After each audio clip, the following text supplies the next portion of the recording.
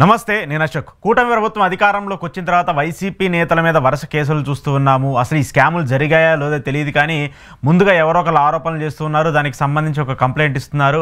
ఆ కంప్లైంట్ మీద విచారణ జరపాలని చెప్పేసి కూడా సిఐడికి అప్పగించడమో, సిట్కి అప్పగించడమో, దానికి సంబంధించి కొంతమంది వైసీపీ నేతలను అరెస్ట్ చేయడం కూడా మనం చూస్తూ ఉన్నాము. లిక్కర్ కేసుతో మొదలు పెడితే తిరుమల లడ్డు వ్యవహారం వరకు కూడా ఈ కేసుల పరంపర అంతా కూడా నడుస్తుంది. ఈ కేసులకు సంబంధించి మెయిన్గా మిగతా వ్యక్తులందరూ కూడా పక్కకి వెళ్ళిపోయి వైసీపీ నేతల టార్గెట్గా వైసీపీ నేతలను అరెస్ట్ చేయడం కూడా మనం చూస్తూ వచ్చాం. అయితే ఇలాంటి కేసే గత కొంతకాలం క్రితం సంచలనం సృష్టిస్తూ వచ్చింది. ఆ కేసుకు సంబంధించి పెద్ద పెద్ద వ్యక్తులు ఉన్నారు. ఈ కేసుకు సంబంధించి వేరే వ్యక్తులు ఉన్నారు. జగన్మోహన్ రెడ్డి చుట్టూరు ఉన్నటువంటి కోటరిలో వ్యక్తులు ఉన్నారని చెప్పేసి మాట్లాడినటువంటి వైసీపీ కీలక నేతగా ఉండి మాజీ ఎంపీగా ఉన్నటువంటి విజయసాయిరెడ్డి మాట్లాడినటువంటి మ్యాటర్లన్నిటికీ కూడా ఈరోజు కోర్టులన్నీ కూడా చెప్పినటువంటి మాటలన్నీ కూడా అబద్ధం అని చెప్పేసి కూడా తెలుస్తూ వచ్చాయి. కాకినాడ సీపోర్ట్ వ్యవహారానికి సంబంధించి గత కొంతకాలం క్రితం మీ అందరికీ తెలిసే ఉంటుంది. దీని మీద పెద్ద ఎత్తున విమర్శలు చేసుకుంటూ వచ్చింది కూటమి ప్రభుత్వము, టీడీపీ మీడియా, అలాగే మెయిన్గా జనసేన పార్టీ. కాకినాడ సీపోర్ట్ అంశానికి సంబంధించి చాలా పెద్ద ఎత్తున అవినీతి జరిగింది. ఆ సీపోర్టుకి సంబంధించి ఆ సీపోర్ట్ యజమానిగా ఉన్నటువంటి కేవీ రావు దగ్గర అప్పుడు వైసీపీ ప్రభుత్వంలో ఉన్నటువంటి కొంతమంది వ్యక్తులు తమ వాటాను బలవంతంగా రాపించుకున్నారని చెప్పేసి కేవీ రావు పదే పదే ఆరోపణలు చేసుకుంటూ వచ్చారు. ఆ తర్వాత కూటమి అధికారంలోకి వచ్చింది. కూటమికి సంబంధించి వైసీపీ నేతలందరూ కూడా నా షేర్ని కూడా బలవంతంగా రాపించుకున్నారు, దీని మీద మీరు విచారణ జరపాలని చెప్పేసి కంప్లైంట్ ఇచ్చినప్పుడు ఆంధ్రప్రదేశ్ సిఐడి దీనికి సంబంధించి విచారణ చేస్తున్నట్టు కూడా చెప్తూ వచ్చింది. ఈ కేసుకు సంబంధించి ముగ్గురు వ్యక్తుల్ని కీలకంగా వ్యక్తులుగా కూడా భావిస్తూ వీళ్ళ ముగ్గురికి సంబంధించి కూడా ఛార్జ్ షీట్లో వాళ్ళ ముగ్గురిని కూడా పేర్లను కూడా నమోదు చేస్తూ వచ్చింది.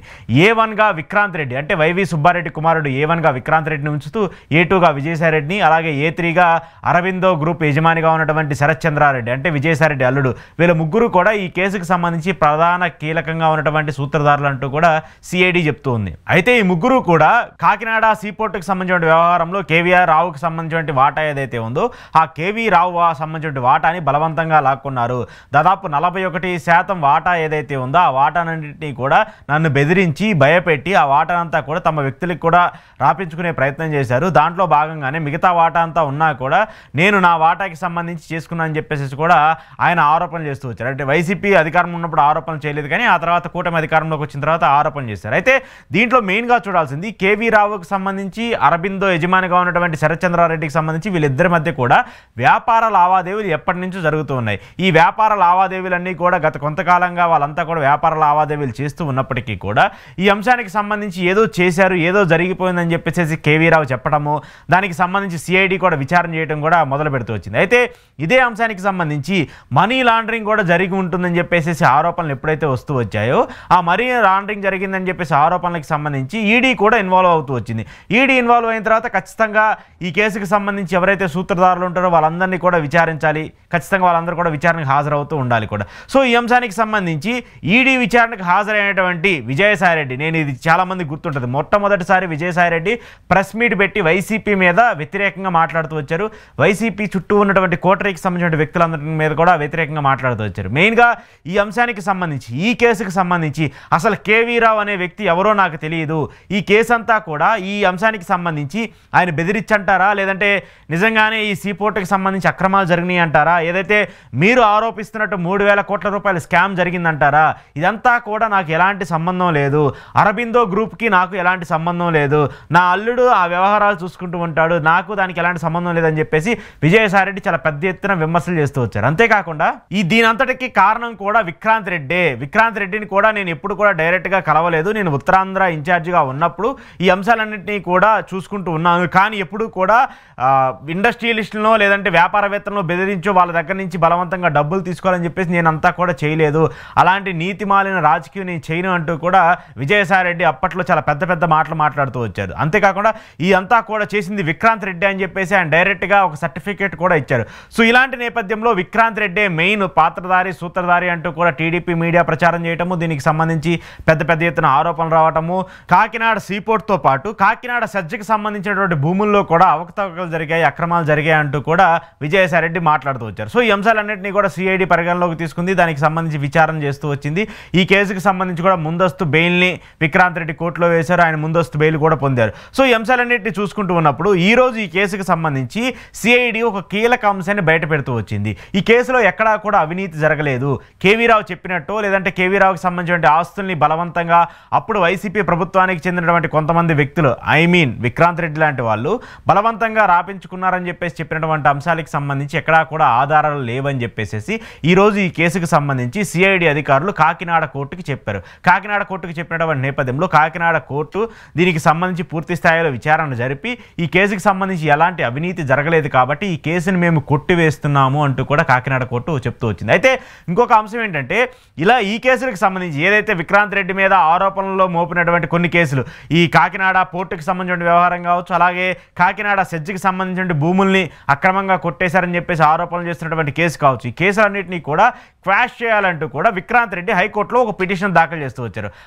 ఆ పిటిషన్కి సంబంధించి కూడా నిన్న హైకోర్టు కూడా ఒక కీలక తీర్పును కూడా చెప్తూ వచ్చింది. మీకు సంబంధించినటువంటి కేసుని కింద కోర్టు కొట్టేసింది కాబట్టి మరి ఈ కేసుకి సంబంధించిన క్వాష్ పిటిషన్ మీరు వెనక్కి తీసుకుంటారా? ఎందుకంటే ఆల్రెడీ కేసే క్లోజ్ అయిపోయినప్పుడు మళ్ళీ దీనికి సంబంధించిన క్వాష్ పిటిషన్ మీద మేము విచారణ చేయడం సరికాదు కాబట్టి ఈ పిటిషన్ని మీరు వెనక్కి తీసుకోండి అని చెప్పేసి కూడా హైకోర్టు చెప్తూ వచ్చింది. సో దానికి సంబంధించి కూడా విక్రాంత్ రెడ్డి ఈ కేసుకు సంబంధించిన పిటిషన్ కూడా వెనక్కి తీసుకుంటూ వచ్చారు. సో పూర్తిగా నేను చెప్పబోయేది ఏంటంటే ఈ అంశాలన్నింటినీ సంబంధించి చూసుకుంటూ ఉన్నప్పుడు మొదటి నుంచి ఇప్పటి వరకు కూడా ఏదైతే కూటమి ప్రభుత్వం అధికారంలోకి వచ్చిన తర్వాత ఈ కేసులన్నీ కూడా ఒక్కొక్కరు సెంట్రిక్గా టార్గెటెడ్గా కేసులు నమోదు చేసి రావడము, వాటికి సంబంధించి ఎవరో ఏదో చెప్పారు, మమ్మల్ని బెదిరించారు, మా దగ్గర నుంచి డబ్బులు లాక్కున్నారని చెప్పేసి చెప్పడము, దానికి సంబంధించి వీళ్ళ మీద కేసులు పెట్టడము, ఆ కేసులకు సంబంధించి కొన్ని రోజులు జైల్లో పెట్టి సిఐడి విచారణ పేరుతో వాళ్ళందరినీ కూడా టార్చర్కి గురి చేయడం, ఇవన్నీ జరుగుతున్నాయి తప్ప ఎక్కడా కూడా కేసులు ప్రూవ్ అయినటువంటి పరిస్థితి ఇప్పటి వరకు లేదు. దగ్గరగా 18 నెలలు అవుతూ వచ్చింది కూటమి ప్రభుత్వం అధికారంలోకి వచ్చింది. ఈ 18 నెలల్లో ఎంతమంది వైసీపీ నాయకుల మీద ఎన్నెన్ని ఆరోపణలు వస్తూ వచ్చాయి, ఎంతమంది వైసీపీ నాయకులను అరెస్ట్ చేసి జైల్లో పెట్టి ఇబ్బందులు పెట్టారో కూడా మనందరం చూస్తూ వచ్చాము. కానీ ఎక్కడా కూడా ఆ కేసులకు సంబంధించినటువంటి రిపోర్ట్ ఎలా ఉంది, ఆ కేసులకు సంబంధించిన అంశం ఎంతవరకు వచ్చింది, నిజంగానే దాంట్లో అవినీతి జరిగిందా, లేదంటే వేల కోట్లు దోచుకున్నారని చెప్పేసి కొన్ని మీడియా ఛానల్స్లో ఎలాగైతే వార్తలు ప్రచారం చేసుకుంటూ వచ్చారో ఆ వార్తలకు సంబంధించినటువంటి నిజం ఎంత అనేది మాత్రము ఇప్పటి వరకు ఎవరు మాట్లాడలేదు, ఇప్పటి వరకు ఎవరు చెప్పట్లేదు. ఈవెన్ ఇన్ఫ్యాక్ట్ ఈ కేసుకు సంబంధించి విజయసాయిరెడ్డి వైసీపీ నేతలను తిట్టడము, విజయసాయిరెడ్డి వైసీపీ నేతలకు సంబంధించి నిజంగానే వీళ్ళు అక్రమాలు చేశారు, నిజంగానే ఈ కేసుకు సంబంధించి కేవీ రావు దగ్గర డబ్బులు డిమాండ్ చేసి ఉండొచ్చు అని చెప్పేసి ఎలాగైతే విజయసాయిరెడ్డి చెప్పారో మరి అసలు ఇలాంటి ఆరోపణలే లేవని చెప్పేసి ఈరోజు కోర్టులు చెప్తూ వచ్చింది. మరి దానికి సంబంధించి ఈరోజు ఏమైనా విజయసాయిరెడ్డి వివరణ ఇచ్చే పరిస్థితి ఉంటుందా?